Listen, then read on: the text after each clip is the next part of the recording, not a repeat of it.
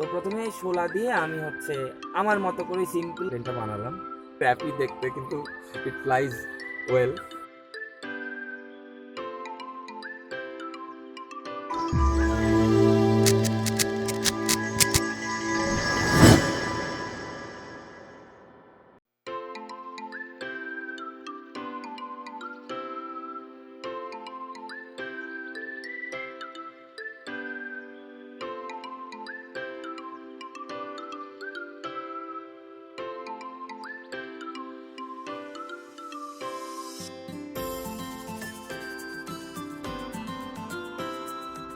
এটাকে বলা হচ্ছে তোমার ট্র্যাক্টর স্টাইল, মানে এটা ট্র্যাক্টরের মধ্যে টেনে নিয়ে যায়। আর আরেকটা থাকে তোমার এইখানে প্রপেলার থাকে ঘাড়ের উপরে, সেটা পুষার প্রপেলার, মানে প্রপেলার, মানে এটা তোমার ব্যাটারির অ্যালার্ম।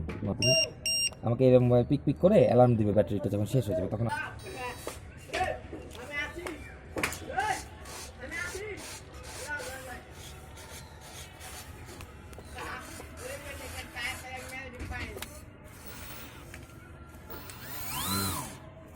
ফ্লাইট টেস্ট নামে একটা ওয়েবসাইট আছে।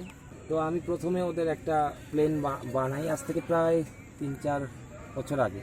তা আমি একটা এক্সপেরিমেন্টাল মানে প্রজেক্ট হিসাবে ফ্লাইট টেস্টের একটা মডেল আছে, এটা সিম্পল কাব, সেটাকে একটু আর কি এদিক ওদিক করে চাইলাম যে শোলা দিয়ে কি করতে পারি আমি দেখি একটু। তো প্রথমে শোলা দিয়ে আমি আমার মতো করে সিম্পল কাবের মাপটা নিয়েই ওই প্ল্যানটাকে ফলো করে আমার মতো করেই প্লেনটা বানালাম। তো যতক্ষণ আমি এইটা আমাদের প্যাকিং টেপ দিয়ে লেমিনেটেড না করেছি ততক্ষণ পর্যন্ত এটা কিন্তু খুবই সফট ছিল। লেমিনেটেড করার পরে জাস্ট প্যাকিং টেপ মারার পরে এটা প্রচণ্ড রিজিড হয়ে গেল। যেমন দেখো, এগুলো কিন্তু একেবারে শোলা আমি পাতলা করে কেটেছি, শোলা এখানে স্ট্রং থাকার কথা না। তারপরে এটা তো এখন তো খুবই ভালো করে, এবং এটার খরচ তোমার বলতে পারো যে 10-12 হাজার টাকার মতো সব মিলিয়ে।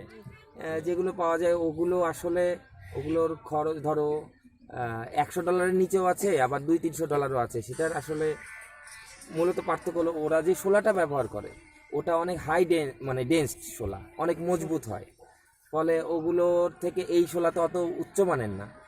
ওই জন্য তাদের ম্যাটেরিয়াল ভালো, তাদের একটু দাম বেশি হবেই আর কি। তাদেরটা দেখতে ভালো হয়, আমার মতো এরকম ক্রুড স্টাইল না, আমার তো ক্র্যাপি দেখতে, কিন্তু ইট ফ্লাইজ ওয়েল।